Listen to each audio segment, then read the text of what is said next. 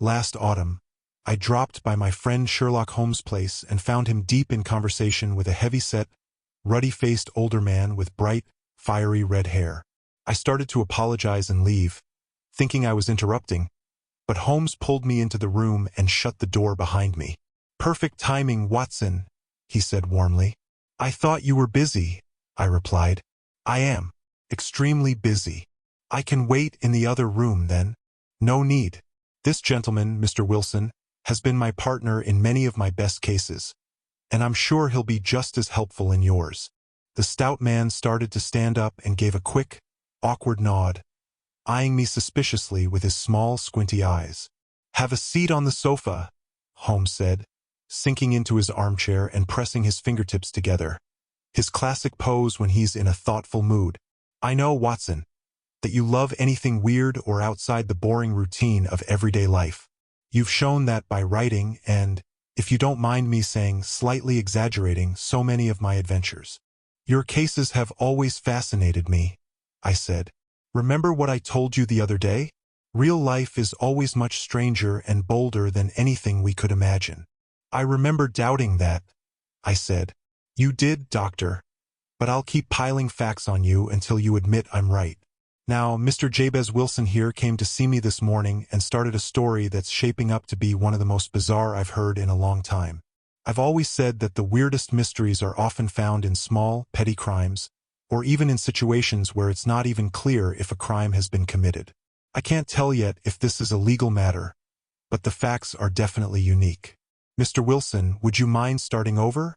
I want Dr. Watson to hear it from the beginning. And frankly, the story is so strange I want to hear every detail again myself." The heavy-set client puffed out his chest with a bit of pride and pulled a dirty, wrinkled newspaper from his coat pocket. As he flattened it on his knee to find the ad, I tried to copy Holmes' method and read the man based on his appearance. I didn't see much. He looked like your typical average tradesman. Overweight, a bit arrogant and slow. He wore baggy checkered pants, a slightly dirty black coat, and a bland vest with a cheap brass watch chain. Everything about him was completely ordinary, except for his shock of bright red hair and the look of pure annoyance on his face. Holmes noticed me looking and smiled. Aside from the obvious facts that he's done manual labor, uses snuff, is a Freemason, has been to China, and has been doing a lot of writing lately, I can tell nothing else. Mr. Wilson nearly jumped out of his chair. "How on earth did you know all that, Mr. Holmes? How did you know I did manual labor?" "It's true. I started as a ship's carpenter." "Your hands, sir. Your right hand is significantly larger than your left. You've used those muscles more." "Okay.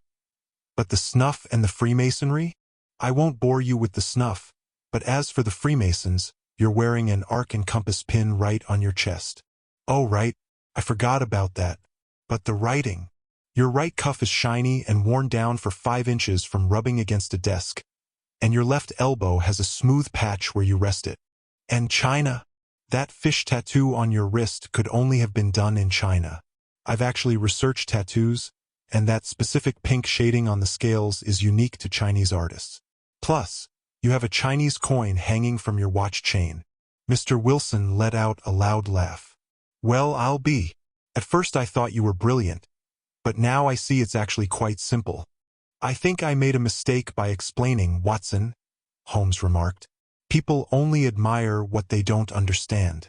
My reputation is going to tank if I'm this honest.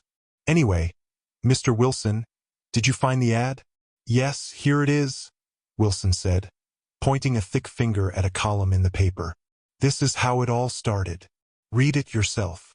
I took the paper and read, "To the Red-Headed League. Due to the will of the late Ezekiah Hopkins of Pennsylvania, there is a new opening for a member of the League. The salary is £4 a week for very easy work. All red-headed men over 21, healthy in body and mind, are eligible. Apply in person Monday at 11 a.m. to Duncan Ross at 7 Pope's Court, Fleet Street." "What does this even mean?" I asked, baffled. Holmes chuckled. "A bit unusual, right? Now, Mr. Wilson, tell us everything about yourself, your home, and how this ad changed your life. Watson, take note of the date. It's the Morning Chronicle, April 27th, 1890. 2 months ago. Perfect. Go ahead, Mr. Wilson. Well, Wilson began, wiping his forehead. I run a small pawn shop. It's not a big business, and lately, it's barely made enough to pay the bills. I used to have 2 assistants, but now I only have 1. I could barely afford him, but he agreed to work for half pay just to learn the business. What's this helpful young man's name? Holmes asked. Vincent Spalding. He's not exactly a kid, but he's the best worker I've ever had. He's overqualified and could easily earn double elsewhere, but hey, if he's happy, I'm not going to complain. You're lucky to find someone willing to work below market value, Holmes noted.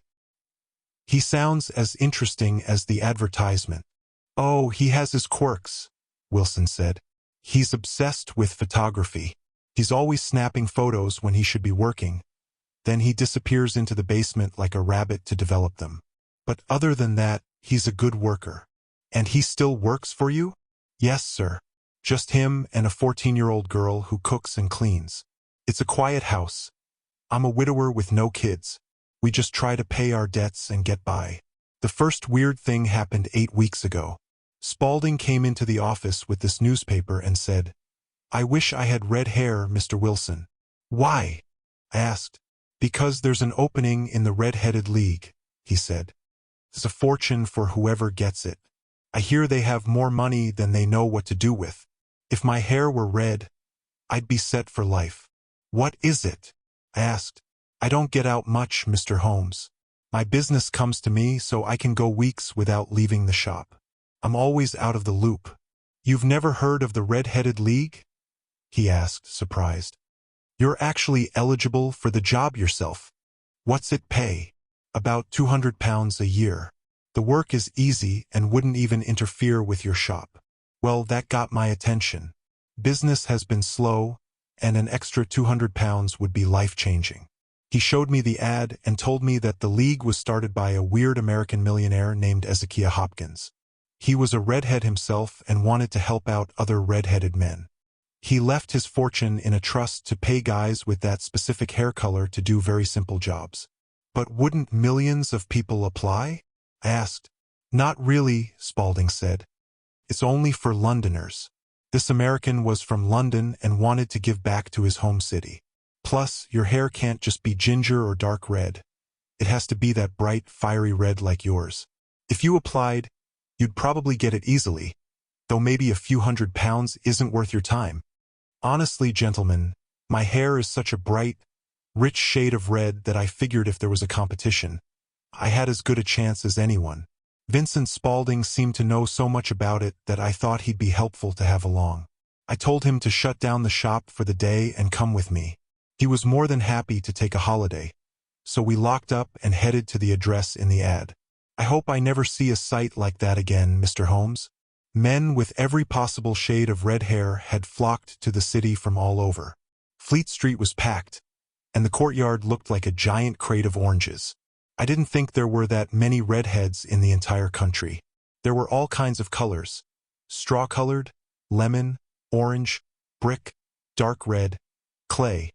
But as Spalding noted, very few had that true, vivid, flame-colored hair.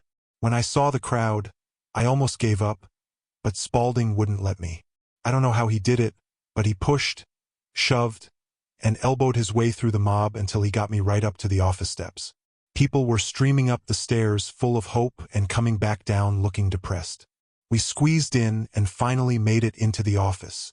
This is a very entertaining story, Holmes remarked as the client paused to take a large pinch of snuff. Please, keep going. The office was empty except for 2 wooden chairs and a plain table. Behind it sat a small man with hair even redder than mine. He'd say a few words to each candidate and then find some reason to disqualify them. Clearly wasn't going to be as easy as I thought. However, when it was our turn, the little man seemed much more interested in me. He even closed the door so we could talk privately. This is Mr. Jabez Wilson, my assistant said, and he'd like to apply for the vacancy. He's perfect for it, the man replied. He meets every requirement. I haven't seen hair this fine in years. He stepped back, tilted his head, and stared at my hair until I felt embarrassed. Then, suddenly, he lunged forward, grabbed my hand, and congratulated me on getting the job. "It would be wrong to hesitate," he said. "But you'll excuse me if I take one quick precaution." Suddenly, he grabbed my hair with both hands and yanked it so hard I yelled in pain. "You have tears in your eyes," he said, letting go. "Good. Everything is real.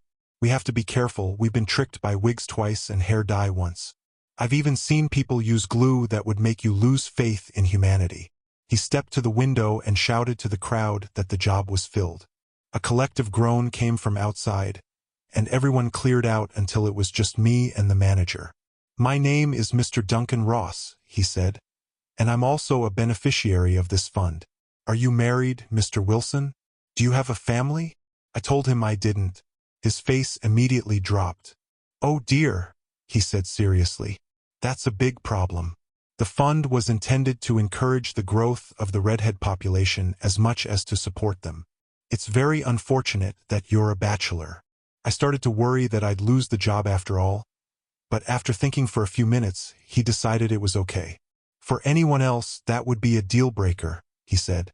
"But for a man with hair like yours, we'll make an exception. When can you start?" "It's a bit tricky because I already have a business," I told him. "Don't worry about that, Mr. Wilson," Spalding interrupted. "I can handle the shop for you." "What are the hours?" I asked. 10 to 2.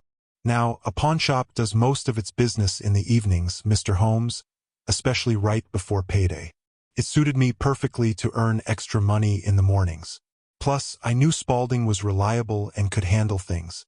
"That works for me," I said. "And the pay? £4 a week. And the work? It's mostly just a formality." "What does that mean exactly?" "Well, you have to stay in the office, or at least the building, the entire time. If you leave, you lose the job forever. The will is very strict about that.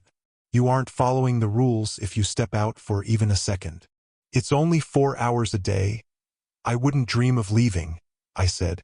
"No excuses," Mr. Ross warned. "Not for sickness, business, or anything else. You stay here or you're fired." "And what is the actual work?" "You have to copy the Encyclopedia Britannica. The first volume is right there. You provide your own pens, ink, and paper, but we provide the desk and chair." "Can you start tomorrow?" "Absolutely," I answered. He congratulated me again and bowed me out. I went home with Spalding, hardly able to believe my luck. I thought about it all day, and by evening I was feeling skeptical again. I convinced myself the whole thing must be a prank or a scam, though I couldn't figure out why. It seemed impossible that someone would pay that much money just for copying an encyclopedia. Spalding tried to cheer me up, but by the time I went to bed, I had talked myself out of going. However, the next morning I decided to check it out anyway. I bought some ink and paper and headed to the office. To my delight, everything was exactly as he said. The table was ready, and Mr. Ross was there to get me started on the letter A. He left me to it but checked in occasionally. At 2 o'clock, he told me I'd done a great job, said goodbye, and locked the office behind me. This happened every day. On Saturday, the manager came in and paid me 4 gold coins for the week. The same thing happened the next week and the week after. I was there every morning at 10 and left at 2. Eventually, Mr. Ross only checked in once a morning, and then stopped coming altogether. Of course, I never dared leave the room, because I didn't know when he might show up and I didn't want to risk losing such a great gig. 8 weeks passed like this. I had written about abbots, archery, architecture, and was hoping to reach the letter B soon. I spent a bit on paper and filled a whole shelf with my work. Then, suddenly, the whole thing ended. Ended. Yes, sir. Just this morning. I went to work at 10, but the door was locked. A piece of cardboard was tacked to the door. Here, read it. He held up a card about the size of a piece of stationery. It said, "The Red-Headed League is dissolved. October 9th, 1890. ****. Sherlock Holmes and I stared at the note and then at the sad man sitting in front of us. It was so ridiculous that we both burst out laughing. "I don't see what's so funny," our client snapped, his face turning as red as his hair. "If you're just going to laugh at me, I'll go somewhere else." "No, no," Holmes said, pushing him back into his chair. "I wouldn't miss this case for anything. So uniquely strange. But you have to admit, it's a little funny. What did you do when you saw the card?" I was stunned. I didn't know what to do. I asked around the other offices, but nobody knew anything. Finally, I went to the landlord. I asked him what happened to the Red-Headed League, and he said he'd never heard of it. I asked who Mr. Duncan Ross was, and he didn't know the name. "The gentleman at number 4, I explained. "The redhead?" he asked. "Yes."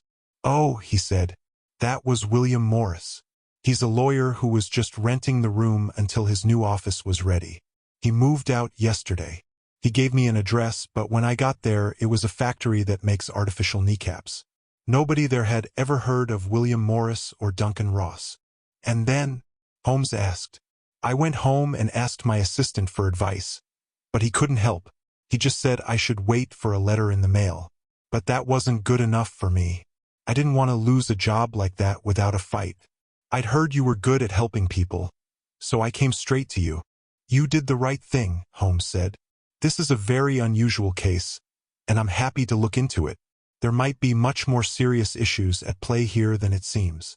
"Serious enough," Mr. Wilson said. "I just lost 4 pounds a week." "As far as you're concerned," Holmes noted, "you don't really have a reason to complain. You're 30 pounds richer and you learned a lot about everything starting with the letter A. You haven't actually lost anything." "I know, sir, but I want to find out who they are and why they played this trick on me. If it was a trick. It was an expensive joke for them, considering it cost them 32 pounds. We'll do our best to clear this up for you. But first, a few questions, Mr. Wilson. This assistant who told you about the ad, how long had he been working for you?" "About a month at that point." "How did you find him?" "He answered an ad I placed." "Was he the only one who applied?" "No, I had about a dozen applicants." "Why did you choose him?" "He seemed handy and was willing to work cheap." "At half pay, right?" "Yes." "What does he look like, this Vincent Spalding?" "Small, stocky, and very quick. He's clean-shaven, though he's nearly 30. He also has a white acid scar on his forehead." Holmes sat up, looking energized. "I thought so. Have you ever noticed if his ears are pierced?" "Yes, sir. He told me a gypsy did it for him when he was a kid." "Interesting," Holmes said, leaning back in deep thought. "Is he still at the shop?" "Oh yes, I just left him there." "And has he been taking care of the business while you're away?" "Everything's fine, sir. There's never much to do in the mornings anyway." "That's all for now, Mr. Wilson. I'll have an opinion for you in a day or two. Today is Saturday. I hope to have this wrapped up by Monday." "Well, Watson," Holmes said after Wilson left, "what do you make of it?" "I have no idea," I said honestly. "It's completely mysterious." "Actually," Holmes said, "the weirder a case is, the easier it usually is to solve. It's the boring, ordinary crimes that are truly puzzling. Just like a plain face is the hardest to remember. But I need to move fast on this."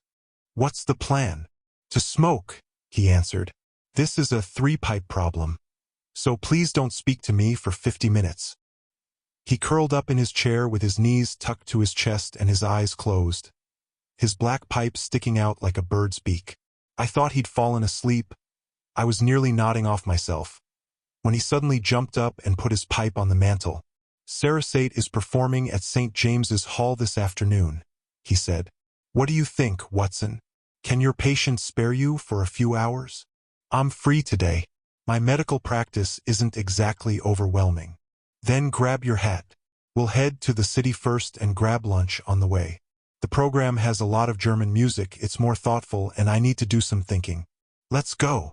We took the subway to Aldersgate and walked to Saxe-Coburg Square. It was a cramped, slightly run-down area with dingy brick houses facing a small, fenced-in yard of weedy grass. A corner house with 3 gold balls and a sign that read Jabez Wilson marked our client's pawnshop. Holmes stood in front of it, looking it over intensely. He walked up and down the street, scouting the other houses. Finally, he went back to the pawnshop, thumped his cane hard on the sidewalk a few times, and knocked. A bright, clean-shaven young man opened the door immediately and invited him in. "Thank you," Holmes said. "I just wanted to ask the best way to get to the Strand." "Third right, fourth left," the assistant answered quickly, then shut the door. "Smart guy," Holmes remarked as we walked away. "In my opinion, he's the fourth smartest man in London, and maybe the third bravest. I've come across him before." "Clearly," I said, "the assistant is the key to this mystery. I assume you only asked for directions so you could see him." "Not him." "Then what?" "The knees of his pants." "And what did you see?" "Exactly what I expected." "Why did you hit the sidewalk with your cane?" "My dear doctor, this is a time for looking, not talking. We're like spies in enemy territory. We've seen the front of the square. Now let's see what's behind it." We turned the corner and the scene changed instantly. Behind the quiet square was a massive, busy main road packed with traffic and crowds of people. It was hard to believe these fancy shops and big businesses were literally back-to-back with the faded square we just left. "Let's see," Holmes said, looking down the block. "I want to remember the order of these buildings. There's the tobacco shop, the newsstand, the city and suburban bank, the vegetarian restaurant, and the carriage shop. Okay, we're done with work. Time to play. Let's get a sandwich and coffee, then head to the concert where we can enjoy some music and forget about red-headed mysteries for a while." Holmes was a huge music fan and a talented musician himself. All afternoon, he sat in the theater looking perfectly happy, his face calm and dreamy. Nothing like the cold, sharp detective I knew. He had a dual personality. He'd go from being totally relaxed and poetic to having incredible, intense energy. I knew he was most dangerous when he'd been lounging around thinking for days. Watching him lose himself in the music, I felt bad for whoever he was about to hunt down. "You probably want to head home, doctor," he said as we left the hall. "Yes, that would be good. I have some business that will take a few hours. This Coburg Square situation is serious." "Why serious?" "A major crime is being planned. I think we're in time to stop it, but since it's Saturday, things are a bit complicated. I'll need your help tonight."